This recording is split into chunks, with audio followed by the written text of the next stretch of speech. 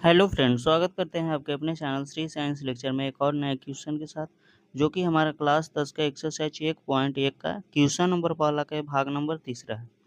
देखिए क्वेश्चन क्या है, निम्नलिखित संख्याओं को अभाज्य गुणनखंडों के गुणनफल के रूप में व्यक्त कीजिए। क्या क्वेश्चन है? निम्नलिखित संख्याओं को अभाज्य गुणनखंड के गुणनफल के रूप में व्यक्त करना है।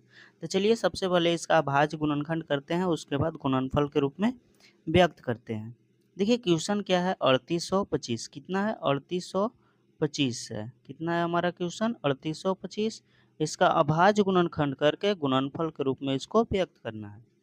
अब देखिए इसमें लास्ट में जब विषम संख्या रहता है तो उसमें 2 से भाग नहीं लगता है, तो 2 से नहीं लगेगा तो 3 से लगा कर देखेंगे, तो 3 से लगाएंगे, 3 से इसमें लग जाएगा तो एक बार में यहाँ पे 3 हो जाएगा। यहाँ पे 8 है तो 3 दूना 6 हो जाएगा, 2 बच जाएगा और 2 और 2 22 हो जाएगा। तो 22 में 3 से लगाएंगे तो 7 बार में 17 21 हो जाएगा, 1 बच जाएगा, 1 और 5 15, 3 बचे 15 हो जाएगा, यानी कि 1275 हो गया।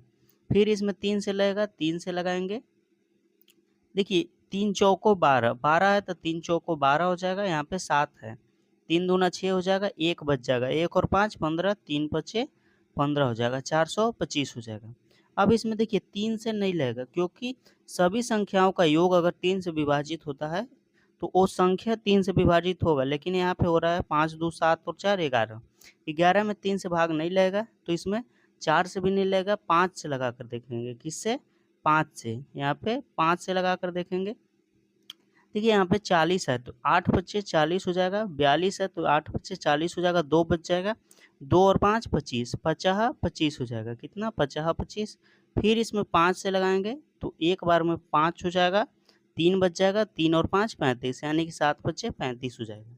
अब किसी से नहीं लगेगा, तो बोला है कि निम्नलिखित संख्याओं के गुणनखंडों के गुणनफल के रूप में व्यक्त कीजिए। तो यहाँ पे हम गुणनखंड निकाल लिए हैं, अब गुणनफल के रूप में व्यक्त करते हैं। कितना है हमारा, 3825 है, कितना, 3825। इसको गुणनफल के रूप में व्यक्त करते हैं।